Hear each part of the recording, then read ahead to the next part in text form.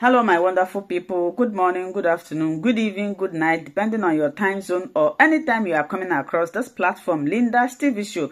If it is your first time and you like what we are doing here, after watching this video, kindly subscribe, put on your notification bell to all notifications. In that way, you will be able to know when we upload a new video. I want to appreciate YouTube for creating this wonderful platform which we are using to disseminate information to the members of the public. At the same time, I want to put a disclaimer that here in Linda's TV show, I do not promote violence, I do not promote hate speech, I do not promote misleading information. Myself, I don't like it. We react to all forms of videos. So, I also want to remind YouTube that a call for self-determination is never a call for war. Responded to the warning issued by U.S. President Donald Trump of a possible invasion to wipe out terrorists killing Christians in Nigeria. Special Advisor on Information and Strategy, Bayo Ononuga, in a post on X, stated that President Bola Ahmed Tnubu has always been concerned about the protracted war against terror in Nigeria, which is why he appointed new service chiefs. Ononuga shared a video showing when Tnubu charged the service chiefs during their declaration of service to launch renewed effort in stamping out the twin problems of terrorism. Let's take a look. I charge you as the head of our nation's armed forces to carry out your duties with patriotic zeal Nigerians expect result and not excuses. We are in a hurry to celebrate peace. I charge you also to be innovative, creative, and courageous. Let's stay ahead of those who seek to threaten our peace, freedom, and stability. Let us deploy technology where necessary. We cannot allow the crisis that began in year 2009 to persist any longer. It is time to defeat the enemies. I wish you the best. I advise you to work together as a team. Compare notes, exchange your information effectively and follow up proactively. Work with other security agencies and defeat this enemy once and for all. We need to clean them up, clear them out. I promise to provide all support you need to get the job done. Thank you very much. Well, this is all coming amid the heightened diplomatic tension between Nigeria and the United States over allegations of a Christian genocide in Nigeria. The presidency appears to be highlighting the steps already being taken to address terrorism and insecurity, with the new service chiefs positioned as evidence of the administration's commitment to tackling these issues. Well, we'll know that over the weekend, social media was awash with reactions after U.S. President Donald Trump issued a stark warning to the Nigerian government, instructing the United States Department of War to prepare for possible action to wipe out terrorists in Nigeria. Well, Trump posted that warning on Truth Social, and of course, I'm sure a lot of people have seen it, but I'd like to read it for the benefit of our viewers, if you can have that at this moment. Well, Trump wrote, if the government continues, if we can have Trump's post, well, he wrote on Truth Social, if the Nigerian government continues to allow killing of Christians, the USA will immediately stop all aid and assistance to Nigeria and may very well go into that now disgraced country, guns a-blazing, to completely wipe out the Islamic terrorists who are committing these horrible atrocities. I'm hereby instructing our Department of War to prepare for possible action. If we attack, it will be fast, vicious, and sweet, just like the terrorist thugs attacked our cherished Christians warning the Nigerian government better move fast. And that's the actual post that got a lot of reactions on social media. Ayo Rufai, Dr. Abati. And we know that this post is coming just a day after Trump designated Nigeria as a country of particular concern over allegations of Christian genocide. Well, President Bola Ahmed Tnubu has already rejected this designation, maintaining that Nigeria remains a democracy with constitutional guarantees of freedom of religion. The threat of American military action has sparked widespread debate about sovereignty, security challenges, and the path forward for Nigeria's relationship with the United States. And I'll take activist Omoyele Showore's tweet. If we can pull up that tweet, if we have that.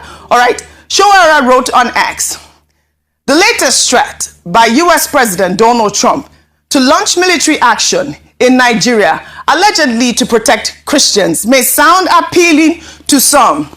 Still, history has shown this to be perilous. Whether you are Christian, Muslim, and animist, right, or non-religious, no one should celebrate such rhetoric. The United States and its allies have a long record of military interventions that leave nations more unstable than before.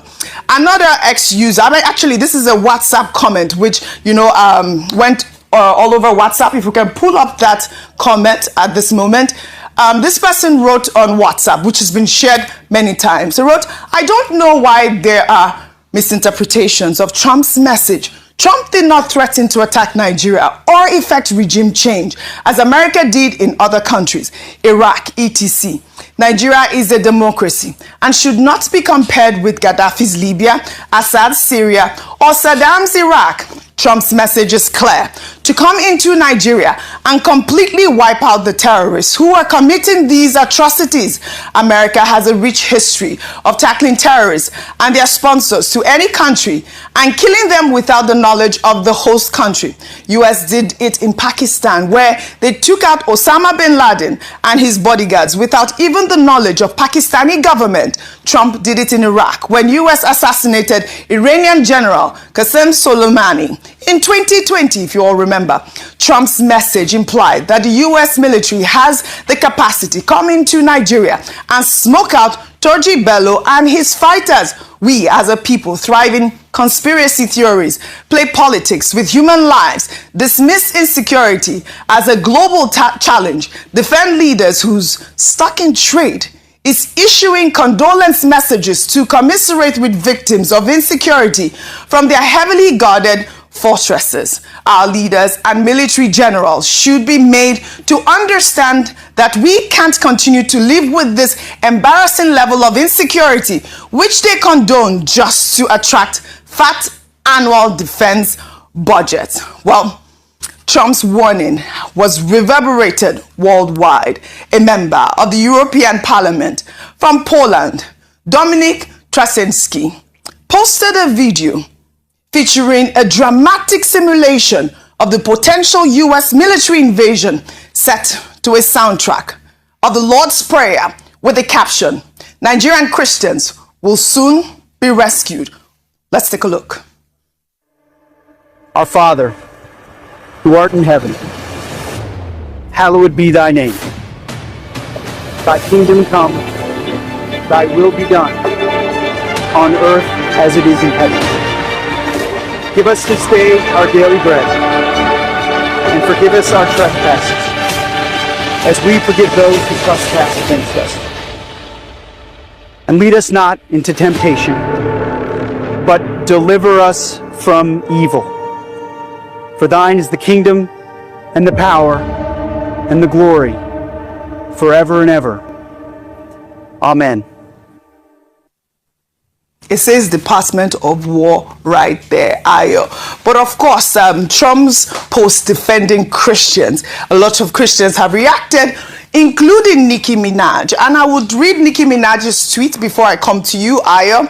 If we can pull up Nicki Minaj's tweet, she wrote, reading this made me feel a deep sense of gratitude. We live in a country where we can freely worship God, No group should ever be persecuted for practicing their religion.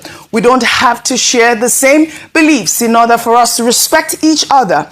Numerous countries around the world are being affected by this horror. It's dangerous to pretend we don't notice.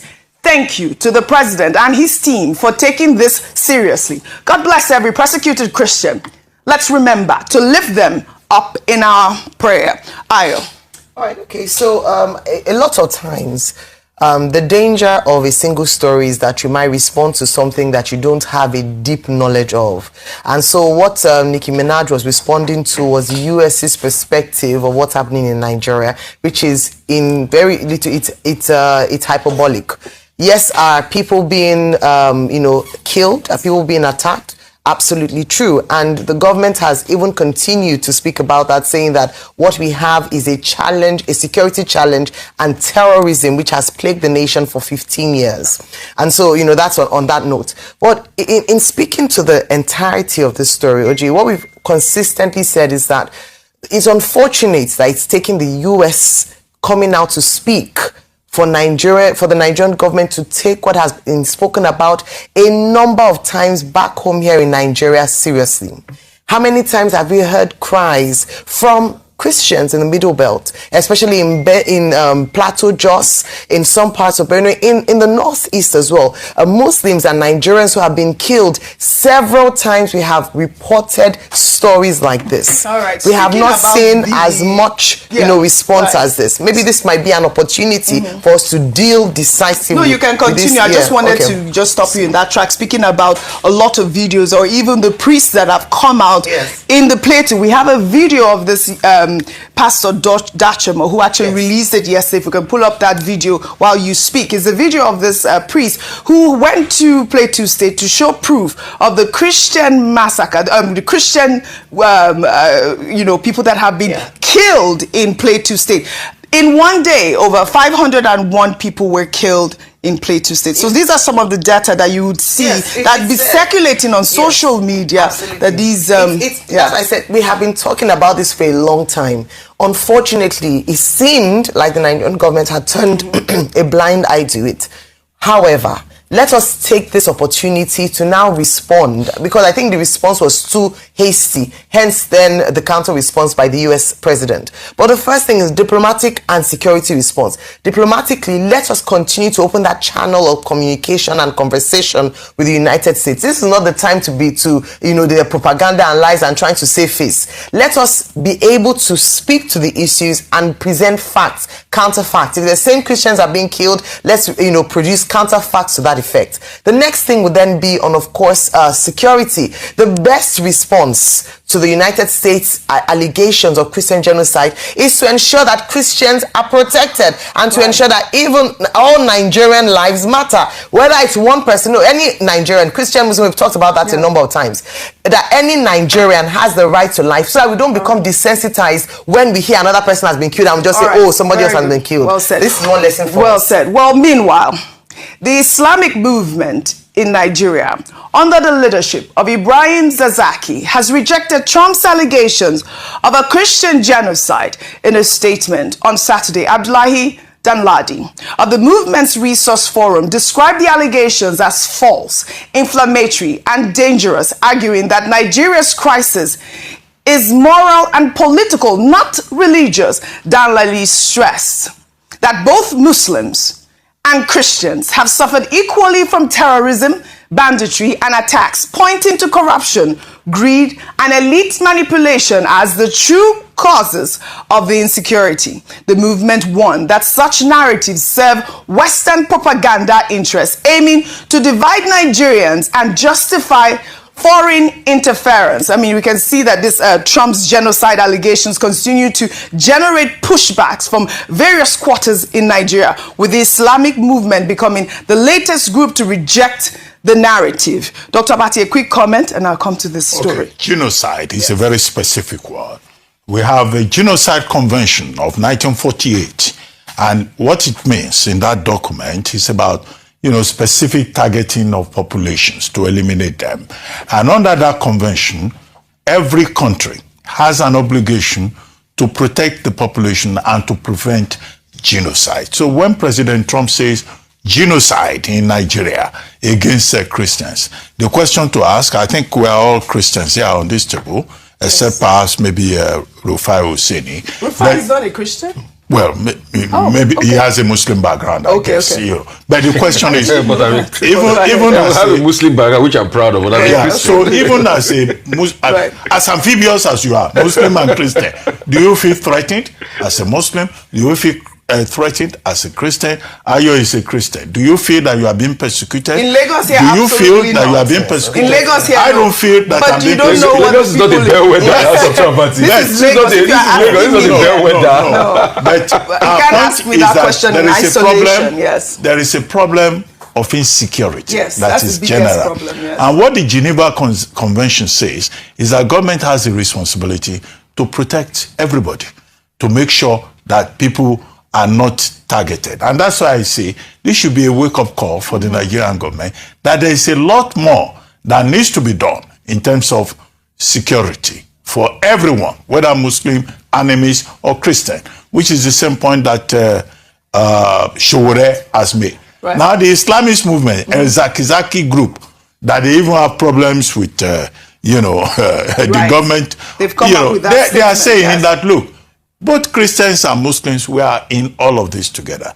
And I've said that the Tnubu government needs support, and adults in the country should come to the rescue and support the government.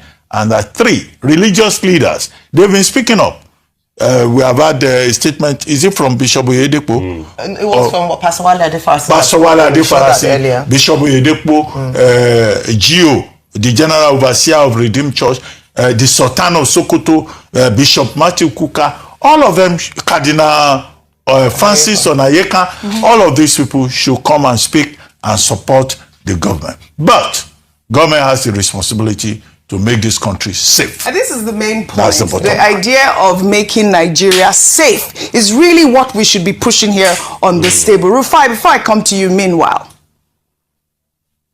in a now trending video, U.S. Congressman Scott Perry made an explosive allegation about American foreign aid, claiming that the United States Agency for International Development funded the Boko Haram terror group, which has carried out devastating attacks across Nigeria, Cameroon, Niger, and Chad. Let's take a look.